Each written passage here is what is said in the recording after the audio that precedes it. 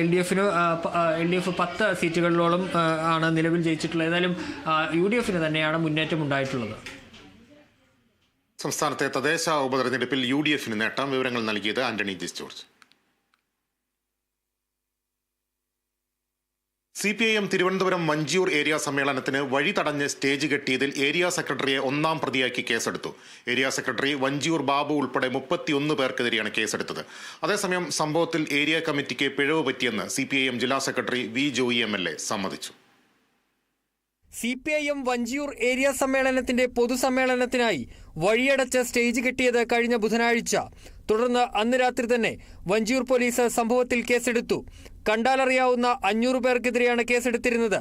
എന്നാൽ തുടർ നടപടികളിലേക്ക് കടക്കാൻ പോലീസിന് ഹൈക്കോടതിയുടെ രൂക്ഷ വിമർശനം വേണ്ടിവന്നു.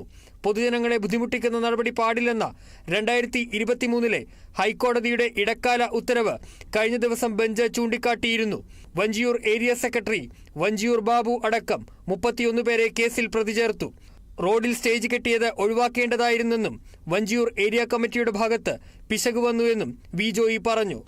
വഞ്ചിയൂർ ഏരിയ സമ്മേളനത്തിന്റെ പൊതുസമ്മേളനത്തിന്റെ വേദി നിർമ്മിച്ചതുമായി ബന്ധപ്പെട്ടാണ് ഇപ്പോൾ ചില പ്രശ്നങ്ങളിലേക്ക് വന്നിരിക്കുന്നത്. അത് വേണ്ടിയിരുന്നില്ല എന്നുള്ളതാണ് ഞങ്ങൾ ഈ കാര്യത്തിൽ ഞങ്ങളുടെ അഭിപ്രായം. പരമാവധി അത് ഒഴിവാക്കേണ്ടതായിരുന്നു എന്ന നിലപാടാണ് ഞങ്ങൾക്കുള്ളത്.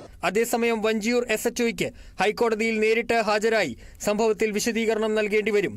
Kerala vision news, Thiruvananthapuram. Kozhikode beach റോഡിൽ പ്രൊമോഷൻ വീഡിയോ ചിത്രീകരണത്തിനിടെ കാറിടിച്ച് ക്യാമറമാൻ മരിച്ച സംഭവത്തിൽ വാഹനം ഓടിച്ചയാളെ അറസ്റ്റ് ചെയ്തു. അപകടമുണ്ടാക്കിയ ബെൻസ് G വാഗൺ ഓടിച്ച സാബിത്തിനെയാണ് വെള്ളയിൽ പോലീസ് അറസ്റ്റ് ചെയ്തത്.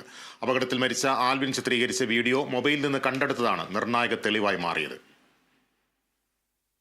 കോഴിക്കോട് ബീച്ച് റോഡിൽ ബെൻസ്